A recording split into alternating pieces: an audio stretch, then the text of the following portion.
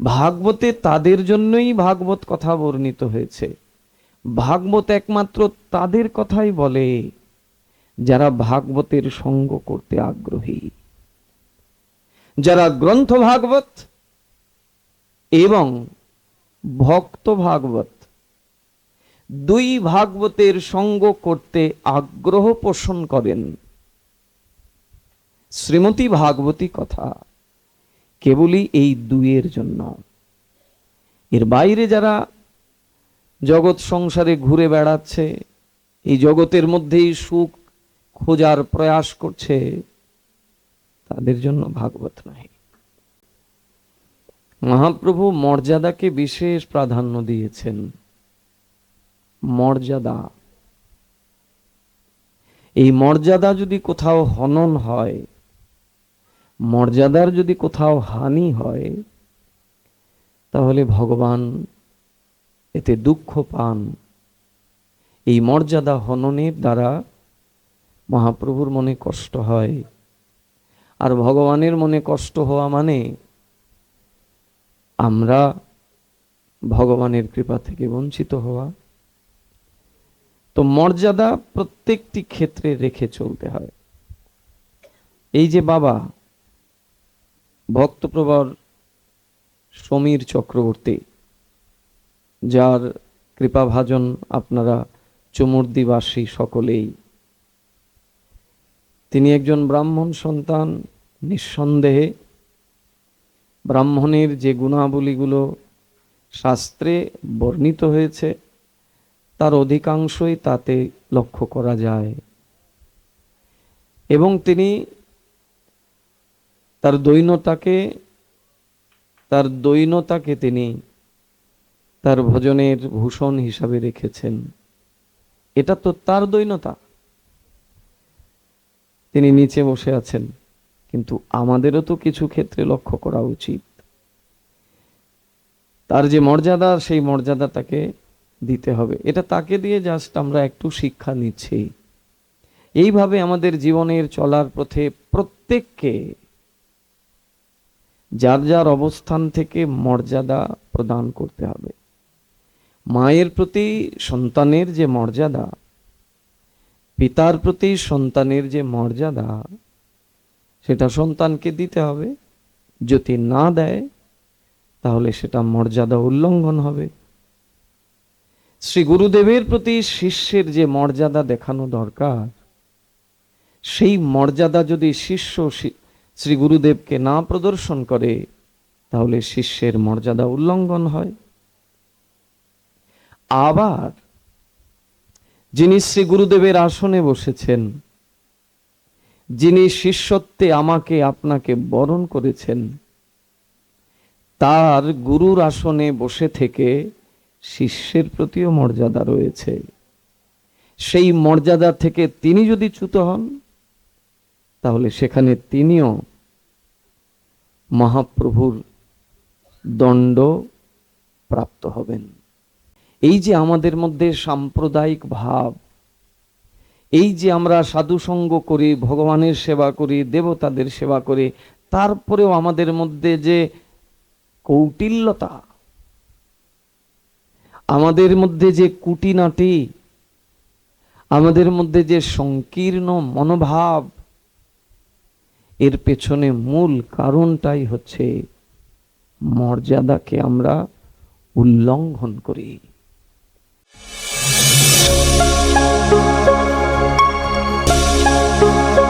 আপনারা দেখছেন Shrikrishna media YouTube channel. শ্রী গুরুণ বৈষ্ণবাংশ্চ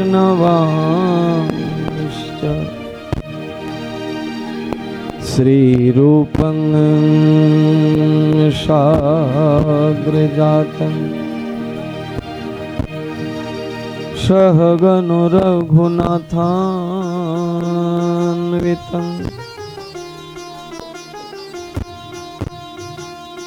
ত্বং সজীবং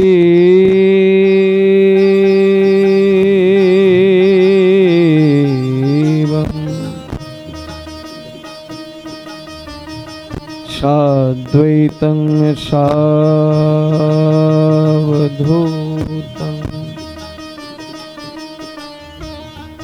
परिजन सहितं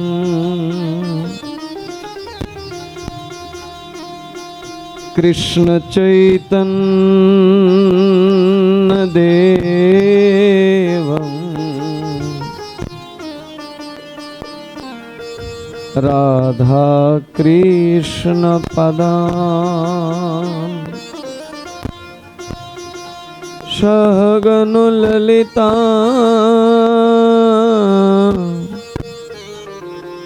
श्री विशाखा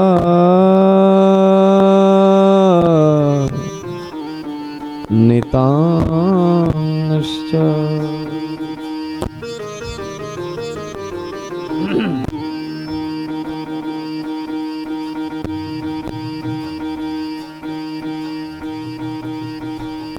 ॐ अज्ञानतिमिरन्धस्व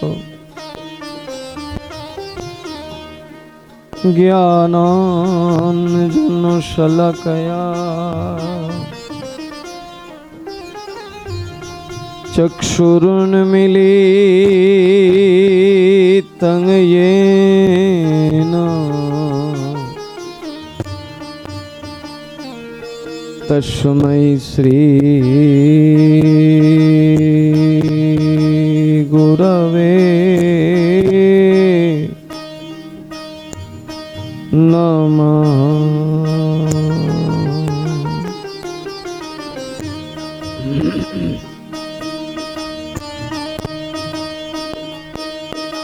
वाञ्छाकल्पतरुभ्यश्च कृपा सिन्धुभ्यैव च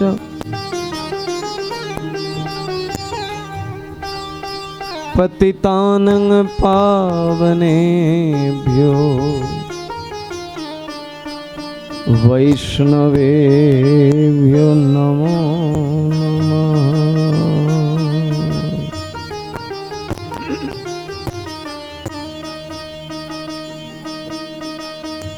वृंदावनावनिपते जयो सोम सममौलिशनन्दन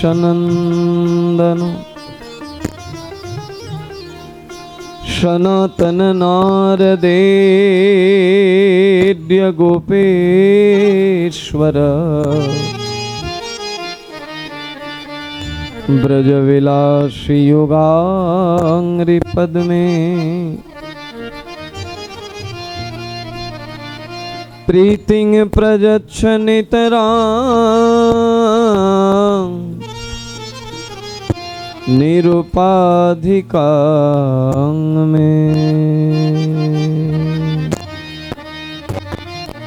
ॐ नमः शिवाय।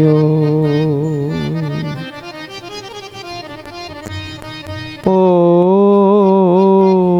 नमः शिवाय।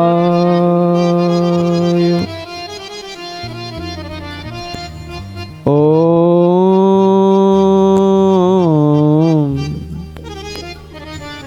नमः शिवाय।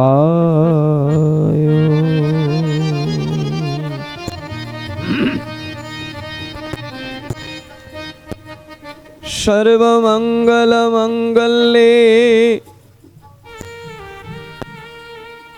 शिवे सर्वार्थसाधिके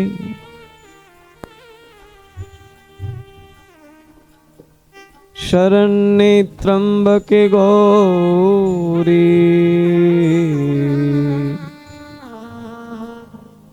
Narayani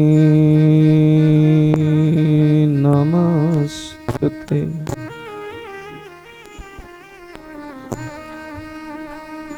Shri Krishna Chaitanya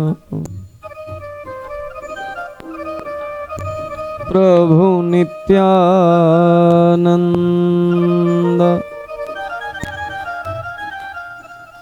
Shri Advaita Gadadhar श्रीवासदि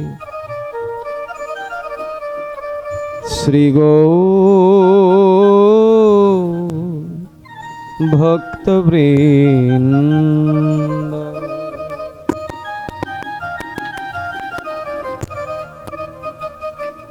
Hare Krishna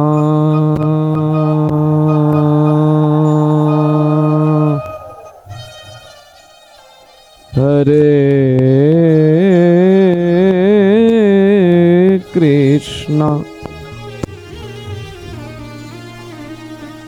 Krishna Krishna Hare Hare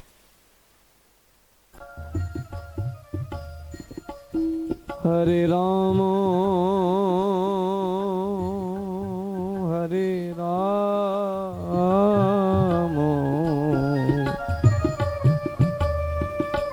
Rama Rama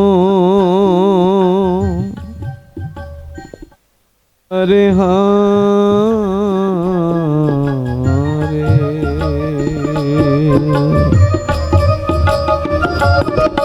तुमसे है धरती तुमसे है अंबर तुमसे है धरती तुमसे है अंबर अग्नि पवन और सातों समुंदर अग्नि पवन और सातों समुंदर तुमसे है धरती तुमसे है अंबर अग्नि पवन और सातों समुंदर तुमसे है धरती तुमसे है अंबर अग्नि पवन और सातों समुंदर हे नाथ नारायण वासुदेवा हे नाथ नारायण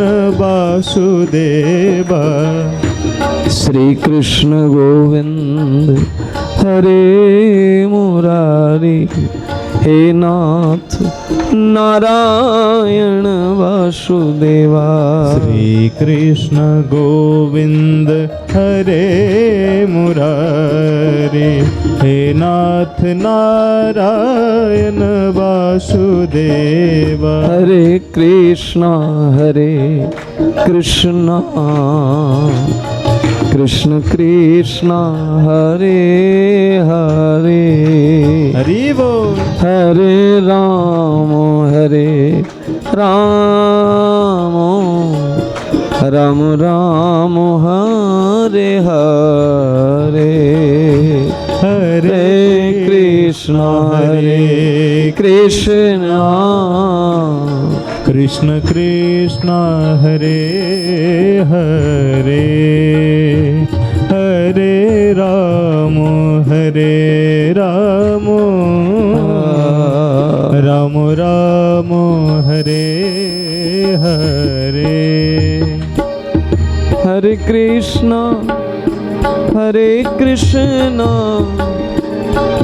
कृष्ण कृष्ण हरे हरे हरे राम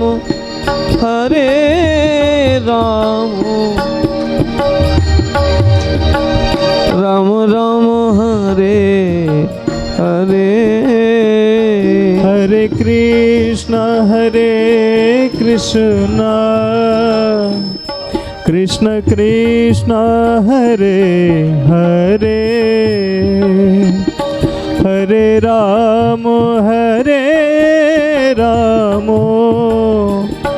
राम राम हरे हरे हरे कृष्ण कृष्ण कृष्ण हरे हरे हरे राम राम राम हरे हरे हरे कृष्ण कृष्ण कृष्ण हरे हरे हरे राम राम राम हरे हरे हरे कृष्णा हरे कृष्णा कृष्ण कृष्णा हरे हरे हरे राम राम राम हरे हरे हरे कृष्णा कृष्ण कृष्णा हरे हरे हरे राम राम राम हरे हरे हरे कृष्णा कृष्ण कृष्णा हरे हरे हरे राम राम राम हरे हरे हरे कृष्णा कृष्ण कृष्णा हरे हरे हरे राम राम राम हरे हरे हरि बोल हरि बोल हरि बोल हरि बोल हरि बोल हरि बोल हरि बोल हरि बोल निताई गौर हरि बोल हरि बोल हरि बोल हरि बोल निताई गौर हरि बोल हरि बोल हरि बोल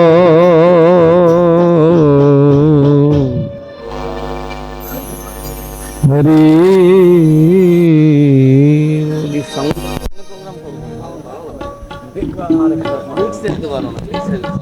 তুই একটু যা তো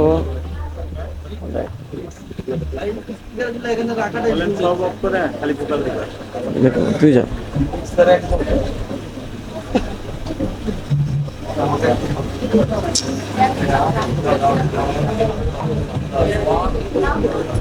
হরি বল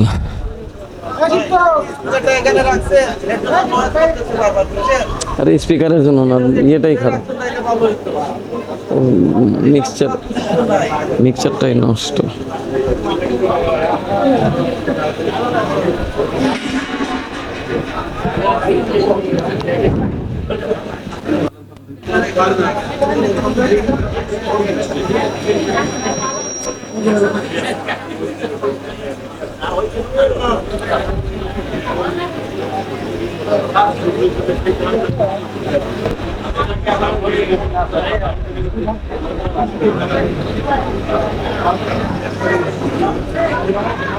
हरे कृष्णा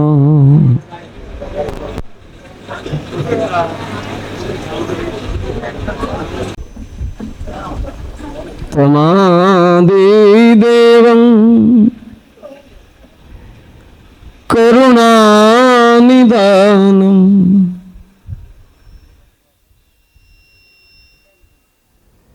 तमालवर्णं शुभितयवतारम् अपार संसार समुद्र सेतुं भजामहे भागवतो स्वरूपम्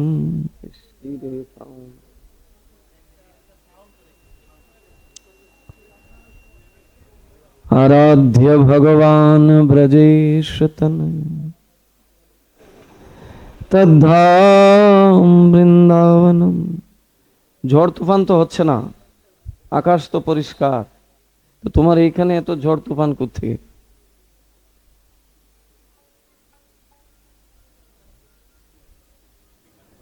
আরাধ্য ভগবান ব্রজেশ তনয় তদ্ধাম বৃন্দাবনম रम्या काचिदुपासना ब्रजवधू वर्गेण जा कल्पिता श्रीमद्भागवतं प्रमाणयमलम् প্রেম অপমার্থে মহা। বিধি যদি বাম হয় তাহলে এমনটাই হয়। দেখুন, আসতে গিয়ে রাস্তায় প্রায় 1.5 ঘন্টা, 1.25 ঘন্টা বাসে বসা, যেখানে 7:30টায় এসে পৌঁছানোর কথা সেখানে 7টায় যেখানে এসে পৌঁছানোর কথা 9টায় এসেছে। এবার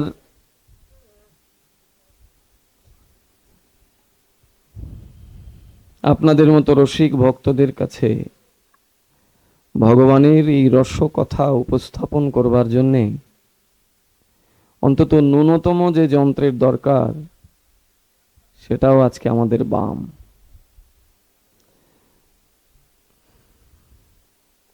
এই অবস্থায় আমরা শুনবো ভক্তবৃন্দ।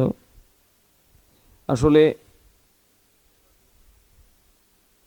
আপনাদের সবকিছুই ভালো, শুভ, মঙ্গল, কিন্তু আমাদের ঠিক বিপরীত। আমাদের অমঙ্গলের ছায়া আপনাদের উপরেও এসে পড়েছে। এই জন্য এত সুন্দর আয়োজনটা এই একটা বিষয়ের জন্য অনেকটাই দুর্বল হয়ে পড়বে। কারণ এ তো ভগবানের কথা। ভগবানের কথায় যদি একাগ্রতা ভঙ্গ হয় তাহলে সেখানে রসে ব্যাঘাত ঘটে, ভাব বিনিময় সঠিকভাবে বিস্তার হয় না। কিন্তু সবকিছুর পরে ভগবত ইচ্ছাই বলবান। আমরা এই অবস্থায় শ্রবণ করি। আপনারা বিশেষভাবে আশীর্বাদ রাখুন। আপনারা ভক্তকুল, আপনারা ভক্ত সজ্জন, আপনারা সাধু সঙ্গ করতে করতে সেই সৎ বস্তুকে হৃদয়ে ধারণ করেছেন। আপনারা যদি আমাদের প্রতি আশীর্বাদ বর্ষণ করেন তাহলে এই জোড়াতালি ভাঙা মাইক দিয়েও আমরা কিছুক্ষণ হরিকথা আস্বাদন করতে পারব। সর্বোপরি সর্বাগ্রে আপনাদের সকলের প্রতি অসংখ্য কোটি দণ্ডবত প্রণাম জানাই। আপনারা এই অধমের প্রতি বিশেষ অনুগ্রহ রাখবেন। প্রণাম জানাই যার মন্দিরে আমরা উপনীত হয়েছি, সেই পরমা বৈষ্ণবী মাতা কালিকার চরণে। প্রণাম জানাই বৈষ্ণবানাং যথা শম্ভু, বৈষ্ণব অগ্রগণ্য, বৈষ্ণব মুকুটমণি, দেবাদিদেব কোটিলিঙ্গেশ্বর মহাদেবের চরণ কমলে এবং অনন্ত কোটি জীব, অনন্ত কোটি ব্রহ্মাণ্ডের মধ্যে যত জীব কোটি আছেন, মনুষ্য থেকে শুরু করে দেবতা পর্যন্ত সবাই জীব কোটির মধ্যে গণ্য। জীব ভগবানকে বলা হচ্ছে না, মনুষ্যকে বলা হচ্ছে, দেব দেবীকেও বলা হচ্ছে। কেন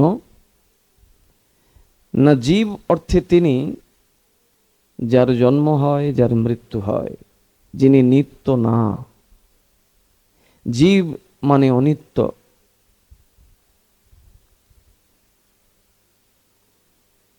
নিত্য একমাত্র ভগবান। অনন্ত কোটি ব্রহ্মাণ্ডের অনন্ত কোটি দেবতাগণ সহ সকলে যার আরাধনা করেন, সকলে যার, যিনি সকলের উপাস্য, সেই পরম করুণাময়, পরম কারণিক শ্রী রাধা গোবিন্দের মিলিত বিগ্রহ, কলিযুগ পাবন অবতারে পরম ভগবান শ্রীকৃষ্ণ চৈতন্য মহাপ্রভুর রাতুল রাঙা চরণে অসংখ্য কোটি দণ্ডবত প্রণাম নিবেদন করি। প্রণাম জানাই তারই অত্যন্ত কৃপাভাজন, তারই অত্যন্ত নিকটজন মদীয় গুরুপাদ পদ্ম শ্রী বৃন্দাবনস্থ ভক্তিকুসুম গৌড়ীয় মঠ শ্রীধর গৌড়ীয় গুরুকুলের আচার্যপাদ ত্রিদণ্ডী স্বামী অষ্টোত্তর শত ওম বিষ্ণুপাদ শ্রী শ্রীল ভক্তি কিঙ্কর শ্রীধর গোস্বামী গুরু মহারাজের চরণ কমলে তিনি প্রসন্ন হন, তার কৃপা আশীর্বাদ শিরে ধারণ করত। চমুর্দি শ্রী শ্রী মায়ের মন্দিরে উপনীত সমস্ত ভক্তজনা আপনাদের নিজ নিজ গুরুদেবগণের চরণ কমলে অসংখ্য কোটি দণ্ডবোধ প্রণাম জানাই। আমাদের সাধুসঙ্গ করবার এই যে সুযোগ ভগবান করে দিলেন, এটাই ভগবানের অসীম কৃপা। আমরা প্রত্যক্ষ রূপে ভগবানকে দর্শন করতে পারি না, কারণ আমাদের অজ্ঞান আধার আমাদেরকে এই মায়ারূপ জগতের মধ্যে এমনভাবে আকৃষ্ট করে রেখেছে, যার জন্য সেই অবিদ্যা থেকে মুক্ত হয়ে সেই ভগবানকে আমরা প্রত্যক্ষ রূপে দর্শন করতে পারি না। কিন্তু ভগবানকে প্রত্যক্ষ রূপে দর্শন করতে না পারলেও ভগবানের পরোক্ষ দর্শন, ভগবানের পরোক্ষ কৃপা আমরা প্রায় সময়ই পেয়ে থাকি। আর এটারই নিদর্শন আজকের এই শুভরাত্রি। আমরা যে এখানে উপনীত হয়েছি এই যে সাধুসঙ্গ করবার নিমিত্তে, এটা সর্বোপরি ভগবানের পরোক্ষ কৃপা। বলছেন সাধু সঙ্গ প্রাপ্যতে পুংভি সুকৃতই পূর্ব সঞ্চিত। বাবা উপরে আসেন।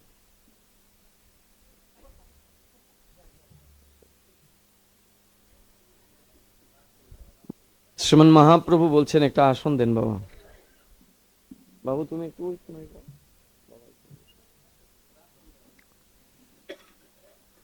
শ্রীমান মহাপ্রভুর শিক্ষা কলিযুগের প্রত্যেকটি জীবের জন্য, চাহে তিনি মায়ের সাধক হোক কিংবা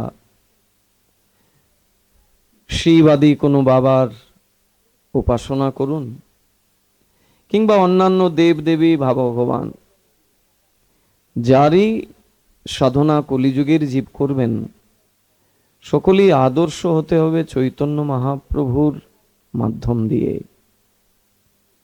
চৈতন্য মহাপ্রভুর শিক্ষা কলিযুগের প্রত্যেকটি জীবের জন্যে, এটা শুধু বৈষ্ণবদের জন্যেই শ্রীমান মহাপ্রভু কলিযুগের ধর্ম এনেছেন তা নহে, প্রত্যেকটি জীবের জন্যে। তো সেখানে মহাপ্রভু মর্যাদাকে বিশেষ প্রাধান্য দিয়েছেন। মর্যাদা, এই মর্যাদা যদি কোথাও হনন হয়, মর্যাদার যদি কোথাও হানি হয়, তাহলে ভগবান এতে দুঃখ পান। এই মর্যাদা হননের দ্বারা মহাপ্রভুর মনে কষ্ট হয়, আর ভগবানের মনে কষ্ট হওয়া মানে আমরা ভগবানের কৃপা থেকে বঞ্চিত হওয়া। তো মর্যাদা প্রত্যেকটি ক্ষেত্রে রেখে চলতে হয়। এই যে বাবা ভক্তপ্রবর সমীর চক্রবর্তী, যার কৃপাভাজন আপনারা চমুর্দিবাসী সকলেই, তিনি একজন ব্রাহ্মণ সন্তান। নিঃসন্দেহে ব্রাহ্মণের যে গুণাবলীগুলো শাস্ত্রে বর্ণিত হয়েছে তার অধিকাংশই তাতে লক্ষ্য করা যায়। এবং তিনি তার দৈন্যতাকে তিনি তার ভজনের ভূষণ হিসাবে রেখেছেন। এটা তো তার দৈন্যতা, তিনি নিচে বসে আছেন, কিন্তু আমাদেরও তো কিছু ক্ষেত্রে লক্ষ্য করা উচিত। তার যে মর্যাদা, সেই মর্যাদাটাকে দিতে হবে। এটা তাকে দিয়ে জাস্ট আমরা একটু শিক্ষা নিচ্ছি। এইভাবে আমাদের জীবনের চলার পথে প্রত্যেককে যার যার অবস্থান থেকে মর্যাদা প্রদান করতে হবে। মায়ের প্রতি সন্তানের যে মর্যাদা, পিতার প্রতি সন্তানের যে মর্যাদা, সেটা সন্তানকে দিতে হবে। যদি না দেয় তাহলে সেটা মর্যাদা উল্লঙ্ঘন হবে। শ্রী গুরুদেবের প্রতি শিষ্যের যে মর্যাদা দেখানো দরকার, সেই মর্যাদা যদি শিষ্য শ্রী গুরুদেবকে না প্রদর্শন করে তাহলে শিষ্যের মর্যাদা উল্লঙ্ঘন হয়। আবার যিনি শ্রী গুরুদেবের আসনে বসেছেন, যিনি শিষ্যত্বে আমাকে আপনাকে বরণ করেছেন, তার গুরুর আসনে বসে থেকে শিষ্যের প্রতিও মর্যাদা রয়েছে। সেই মর্যাদা থেকে তিনি যদি চ্যুত হন তাহলে সেখানে তিনিও মহাপ্রভুর দণ্ড প্রাপ্ত হবেন। এই জন্য আমরা যারা ভক্ত সঙ্গ করি, যারা ভক্ত সঙ্গ করে না, যারা বৈষয়িক কর্মে সদাই ব্যস্ত, এক মুহূর্ত সময় নাই তার ভগবত মন্দিরে আসার, এক মুহূর্ত তার সময়ই হয়ে ওঠে না সাধুদের চরণে আসার, তাদের কথা আলাদা। তাদের কথা তো ভাগবতে বলে নাই। ভাগবতে তাদের জন্যই ভাগবত কথা বর্ণিত হয়েছে।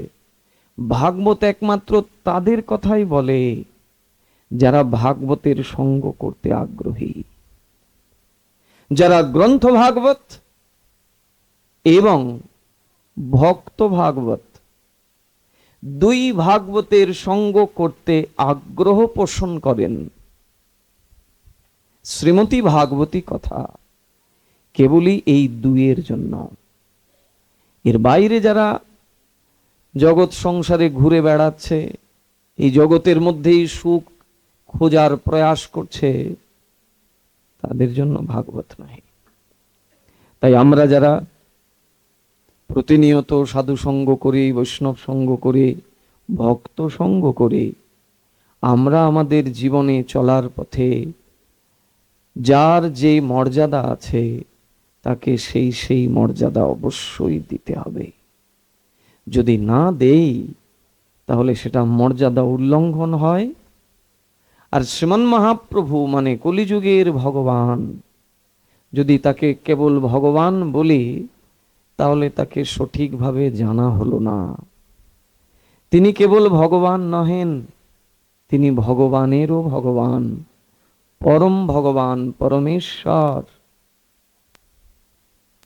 তিনি বলছেন আমি সব কিছু সইতে পারি, মর্যাদা উল্লঙ্ঘন সইতে নারি। আমি জীবের যত রকমের পাপ তাপ আছে সবকিছু হরণ করবার জন্যই এসেছি। জীবের যত রকমের পাপ আছে অনাদি কাল ধরে, সমস্ত পাপকে হরণ করবার জন্যই তো আমি এসেছি নরবপু নিয়ে। আমি জীবের সব কিছু সইতে পারি, কিন্তু মর্যাদা উল্লঙ্ঘন সইতে নারি। এবার যে যার অবস্থানে আছেন তাকে সেই সেই মর্যাদাকে পালন করতে হবে। আপনারা কৃপা রাখুন, আজকে আমরা এই প্রসঙ্গের মধ্যেই বিচরণ করবার প্রয়াস করি। এই যে আমাদের মধ্যে সংকীর্ণতা বিশেষভাবে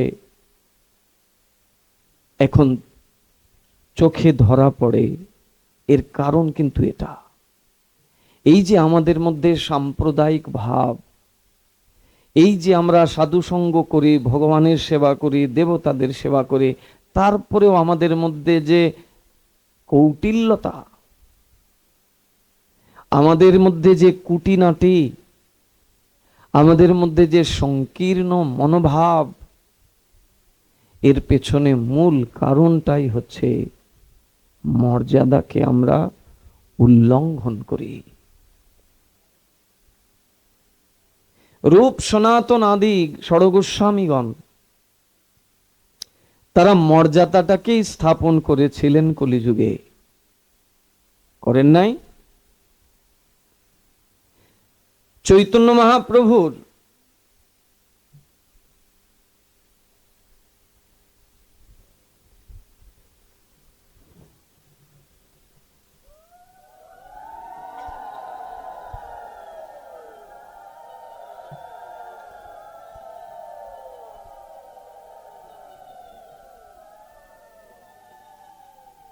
কোনো কপটতা নয় ভক্তবৃন্দ, কোনো কপটতা নয় এবং কোনো কৃত্রিমতা নয়। হৃদয় দিয়ে বলছি, এইসব মহাত্মাদের সান্নিধ্যে বসতে ভয় লাগে, কিন্তু তারা এতটাই দৈন্য যে তারা সব পরিবেশকে, সব পরিস্থিতিকেই তাদের মতো করে নিতে পারেন। তাদের সামনে বসে কৃষ্ণ কথা আলাপন করার মতো দৃষ্টতা আমার নাই, সাহস তো বহু দূরের কথা। তবে তাদের মাধ্যম দিয়ে এই যে আপনাদের মতো সৎ ব্যক্তিদের ক্ষণিকের সঙ্গ করার সৌভাগ্য হয়েছে, এই সাধু সঙ্গে আমরা কিছুক্ষণ কৃষ্ণ কথা অনুশীলন করতে পারবো, এটাই আমাদের চরম পরম পাওয়া, এটাই আমাদের চরম পরম প্রাপ্তি, মর্যাদা। দেখুন চৈতন্য মহাপ্রভু মর্যাদার শিক্ষা কিভাবে দেন। আমরা সবাই জানি চৈতন্য মহাপ্রভুর একান্ত যে সেবক, তার নাম কি? চৈতন্য মহাপ্রভুর একান্ত যে সেবক, তিনি হচ্ছেন গোবিন্দ। সেই গোবিন্দ দাসের যদি সম্পর্ক আমরা দেখি, পারমার্থিক সম্পর্ক মহাপ্রভুর সাথে, তাহলে সেটা কি দেখি? গুরুভ্রাতা। গুরুভ্রাতার সেবা। গুরুভ্রাতা কি না, গুরুবর্গ। মাধবেন্দ্র পুরীপাদের শিষ্য ঈশ্বরপুরী, আর মাধবেন্দ্র পুরীপাদের শিষ্যই হচ্ছে গোবিন্দ। যে ঈশ্বরপুরীর কাছ থেকে মহাপ্রভু দীক্ষা নিয়েছেন, সেই ঈশ্বরপুরীরই গুরু ভাই হচ্ছেন গোবিন্দ। মাধবেন্দ্র পুরীপাদের শিষ্য ঈশ্বরপুরী এবং গোবিন্দ দাস। মহাপ্রভুর গুরুদেব ঈশ্বরপুরী গোবিন্দকে বললেন, চৈতন্যের সেবা করো, চৈতন্যের সেবক হয়ে যাও, নির্দ্বিধায় নিঃসংকোচে গুরুদেবের বাক্যকে পালন করলেন গোবিন্দ। মহাপ্রভুর সেবায় নিয়োজিত করলেন। গোবিন্দ বড় আনন্দের সহিত মহাপ্রভুর সেবায় যুক্ত। কিন্তু মহাপ্রভু মর্যাদা কেমন দেয় দেখুন। হরি বল। সন্ধ্যা হতে না হতে ঘুম হলে হবে? আজকে একদম সব ব্যবস্থা আছে, জলও আছে, ফুলও আছে, সামনে ফলও আছে, তুলসী পাতাও আছে, ঘুম হবে না।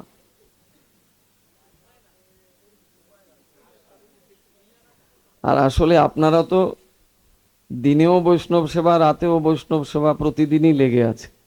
টেকেরহাটে দিনে ছিল বৈষ্ণব সেবা, তাই এত ভালো মন্দ প্রসাদ পেয়ে পাঠে বসলে তো ঘুম আসা খুবই স্বাভাবিক। আর আপনাদের ঘুম দেখলে আমারও ঘুম আসবে, তো এই জন্য একটু শাসন। আমি যদি ঘুমিয়ে পড়ি তাহলে কেমন হবে বলুন তো? মর্যাদাকে কেমন করে সম্মান দিতে হয় মহাপ্রভু দেখাচ্ছেন তার জীবন চরিত্রে। যদ্যপি গোবিন্দকে তার সেবক হিসাবে নিয়োজিত করেছেন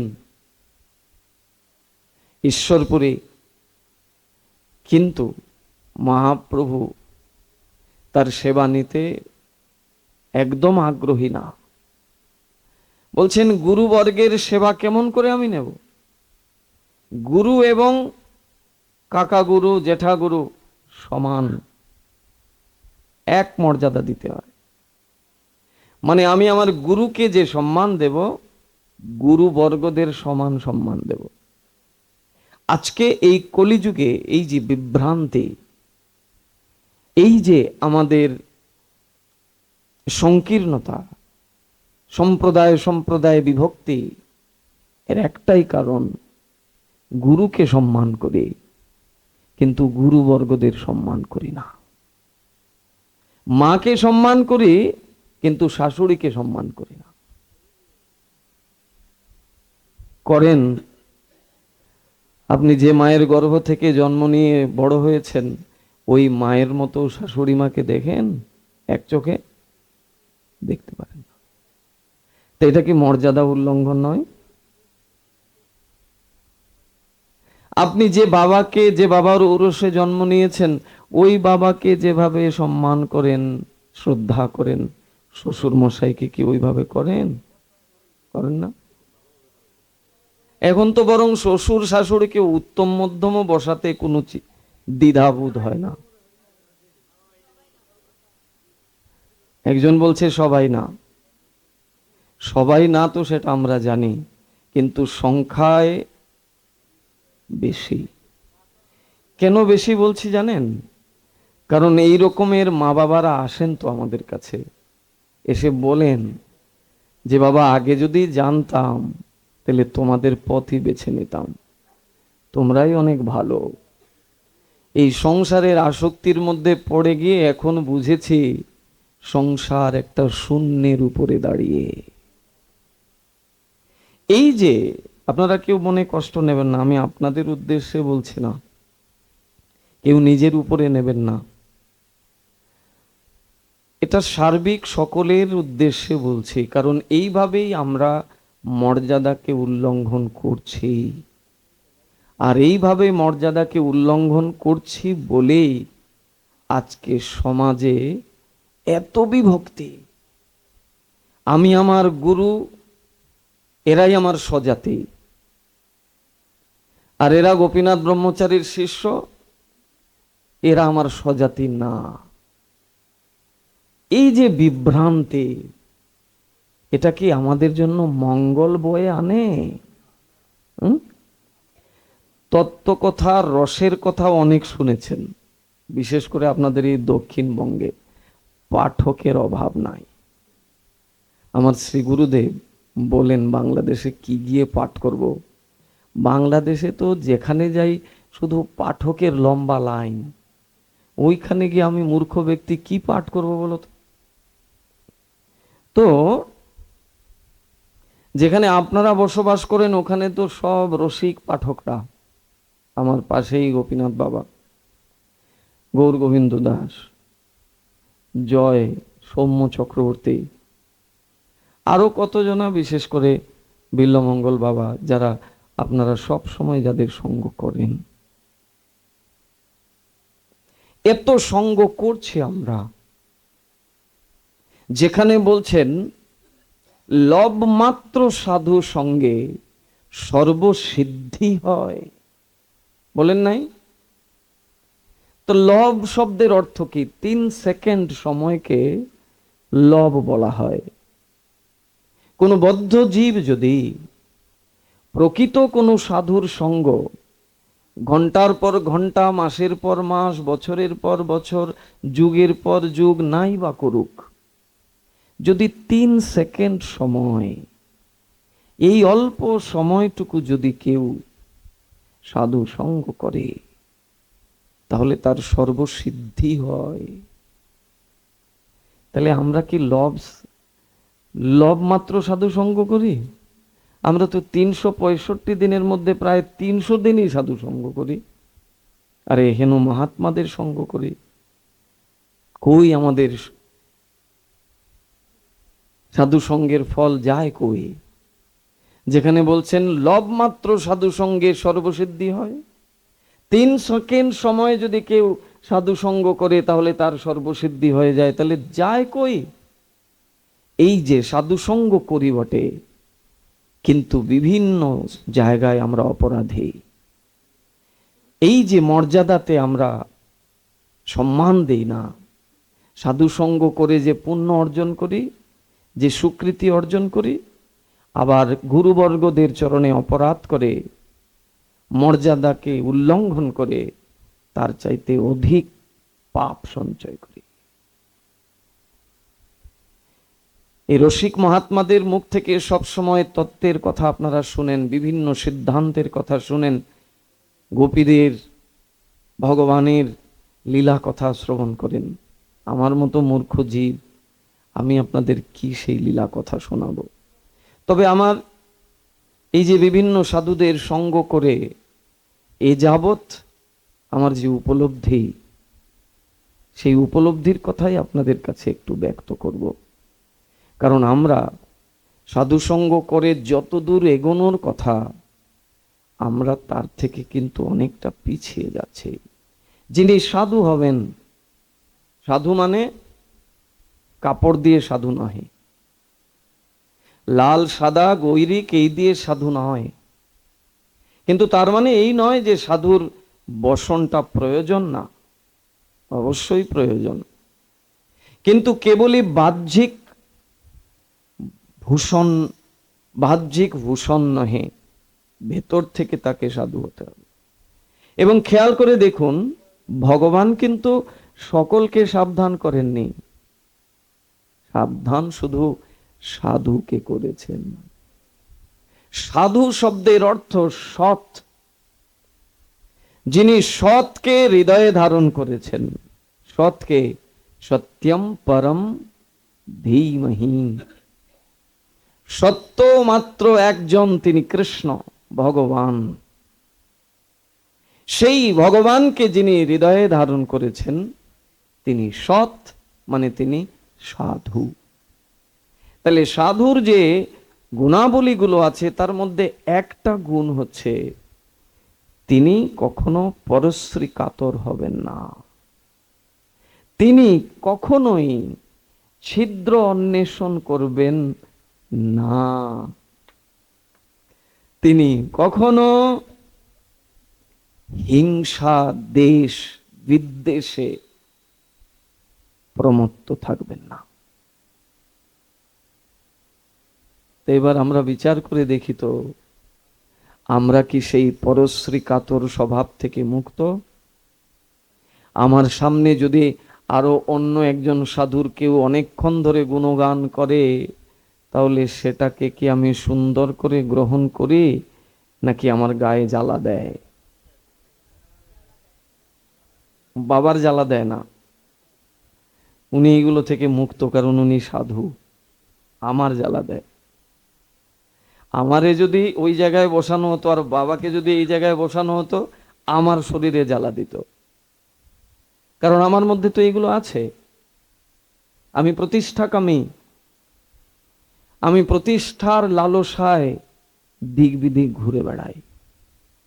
যিনি সজ্জন ব্যক্তি, যিনি সাধু, যিনি সৎ, তিনি প্রতিষ্ঠা থেকে সহস্র যোজন দূরে।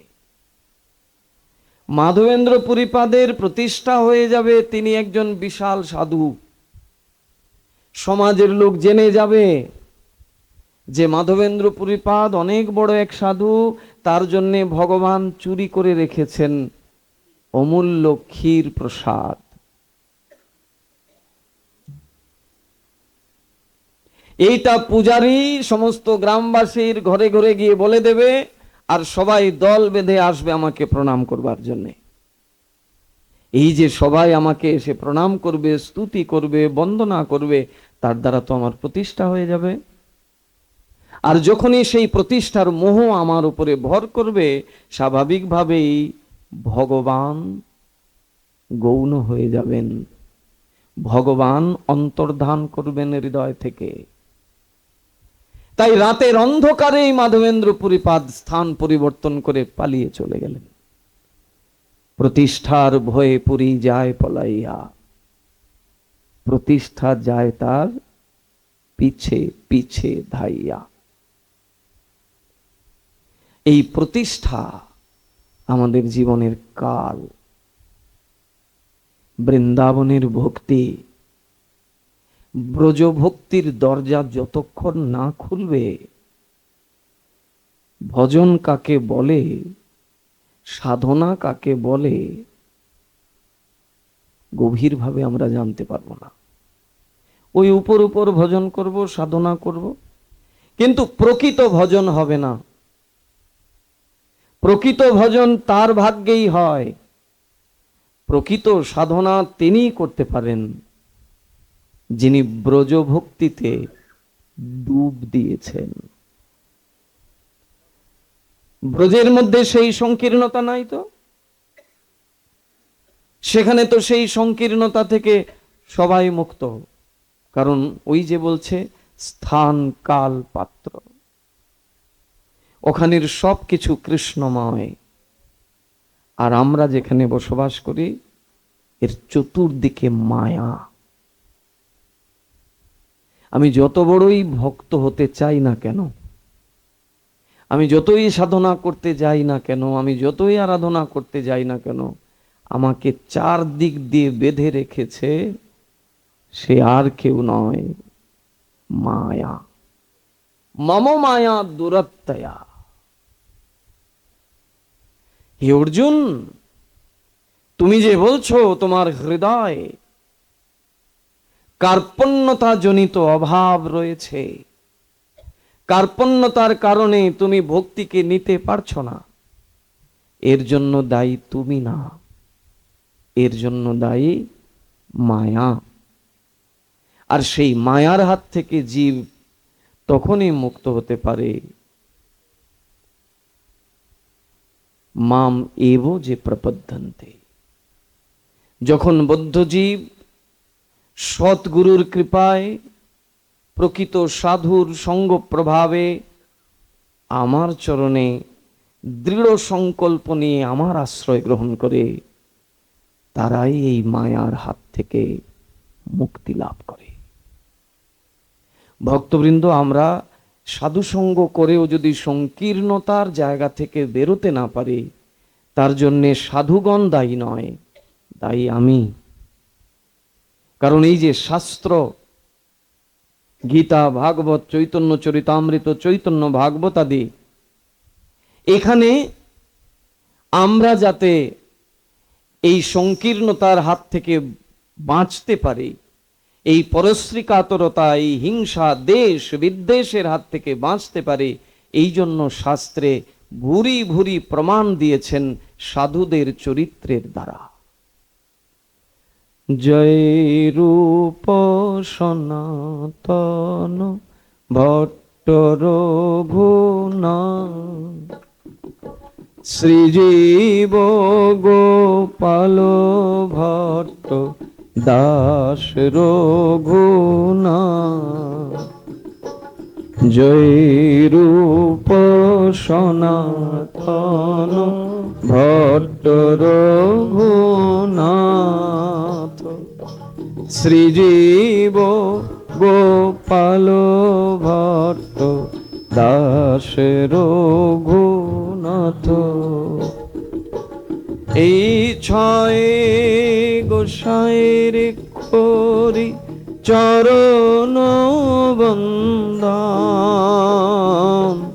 যাহা হইতে বিঘ্ন নাশ অভীষ্ট পূরণ। ছয় গোসাইর করি চরণ বন্দন, যাহা হইতে বিঘ্ন নাশ অভীষ্ট পূরণ। এই ছয় গোসাই যার মুই তার দাস, তা সবার চরণ অন্তে করি ঘা।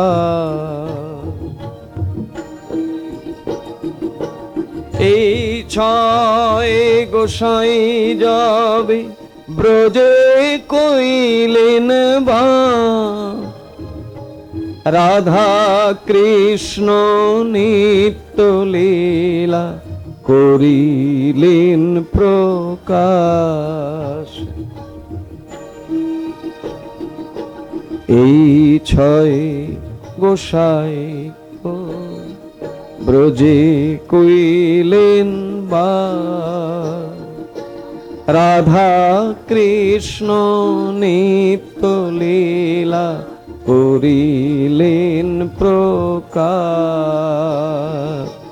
হরে কৃষ্ণ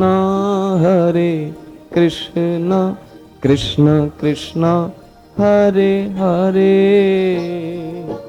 হরে রাম রাম রাম হরে হরে। হরে কৃষ্ণ কৃষ্ণ কৃষ্ণ হরে হরে, হরে রাম রাম রাম হরে হরে। জয় জয় শ্রী রাধে শ্যাম।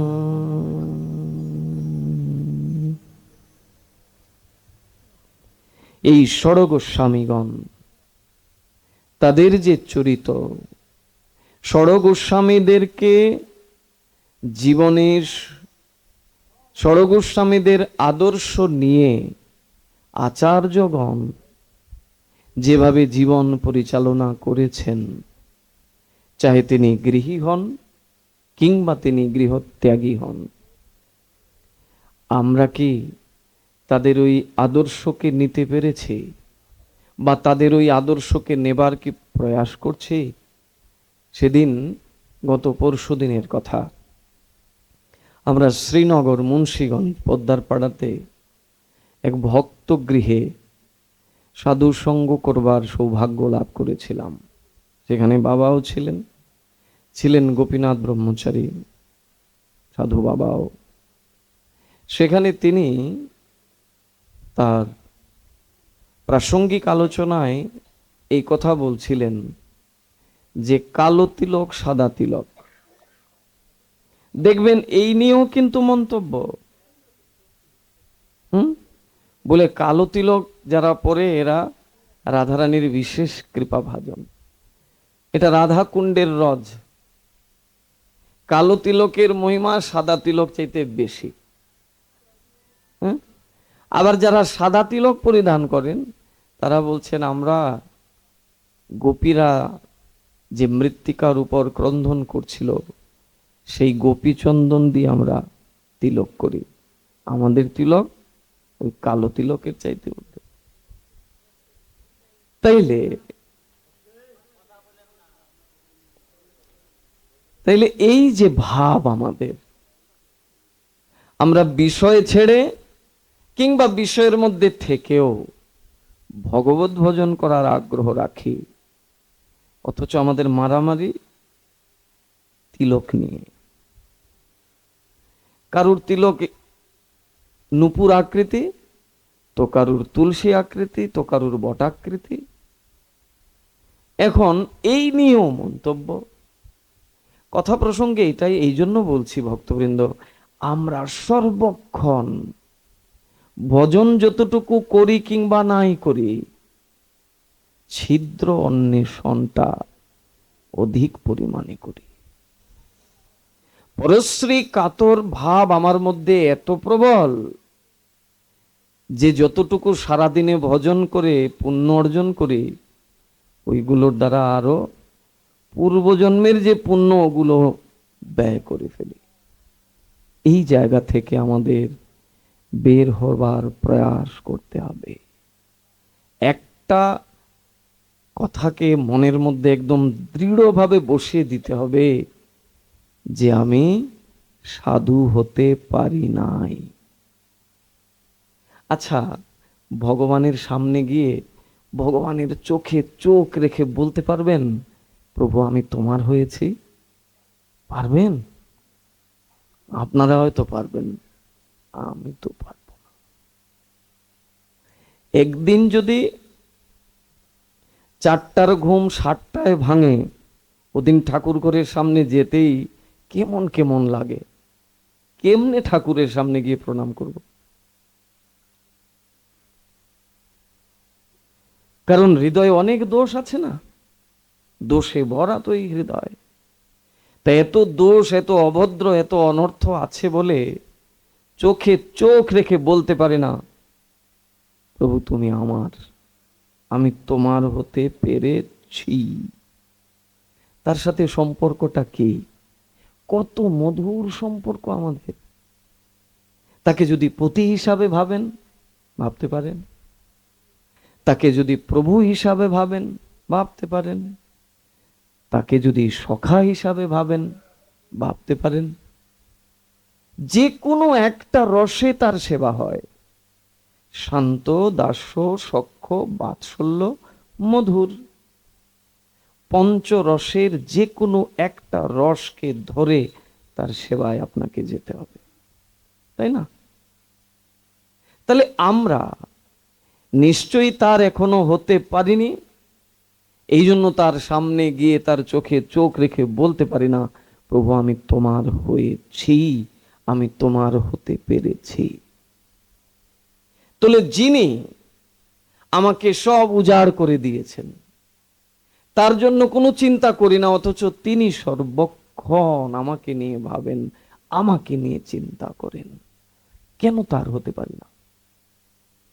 এইটাই মূল কারণ, আমাদের সংকীর্ণতা আমাদেরকে তার হতে দেয় না।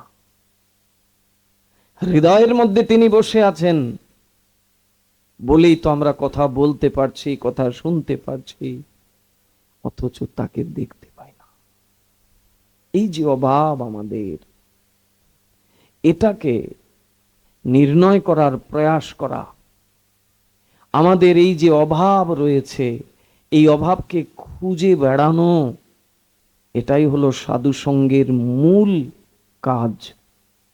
এটাই যদি না হয়, তাহলে কেবল শুধু ওই উলুধ্বনি হরিবল বলা আর পাঠ শেষে একটু প্রসাদ পাওয়া, আবার প্রসাদ পেতে বসেও এখানেও আবার মন্তব্য,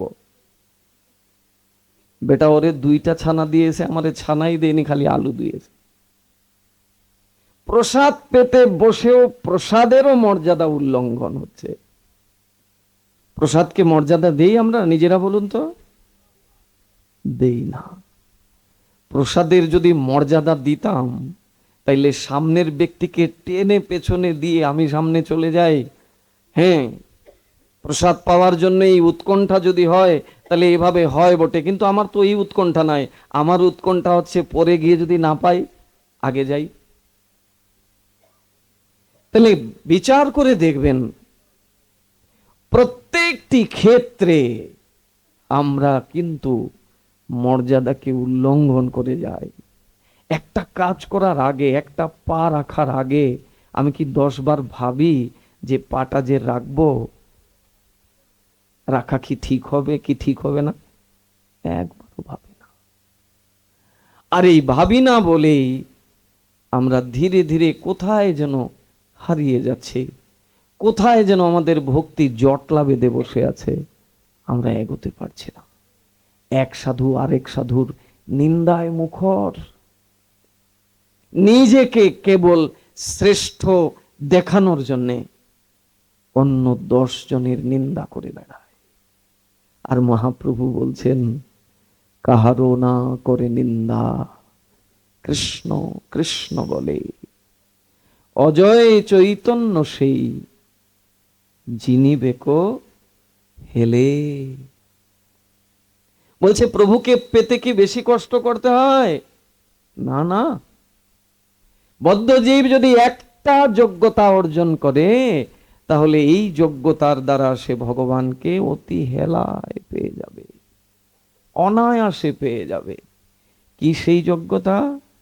কাহারও না করে নিন্দা, কৃষ্ণ কৃষ্ণ বলে। যে ব্যক্তি নিন্দার পাত্র, যে ব্যক্তি নিন্দার কর্মে লিপ্ত আছেন, সেই ব্যক্তিরও নিন্দা করতে মহাপ্রভু নিষেধ করেছেন। যদি আমি করি, আমি যদি মনে করি না ওই বেটা তো ঝড় এসেছে, হ্যাঁ,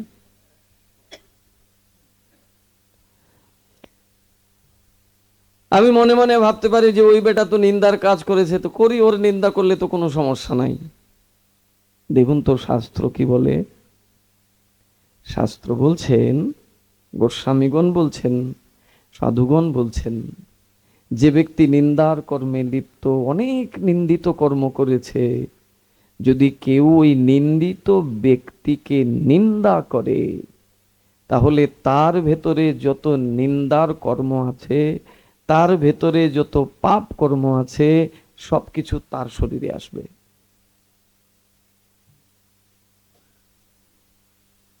যে ব্যক্তি নিন্দার কাজ করেছে, সেই ব্যক্তিকে যদি আমি নিন্দা করি, তাহলে তার ভেতরে যত পাপ আছে, যত নিন্দিত কর্ম আছে, সবগুলো আমার ভেতরে এসে প্রবেশ করবে।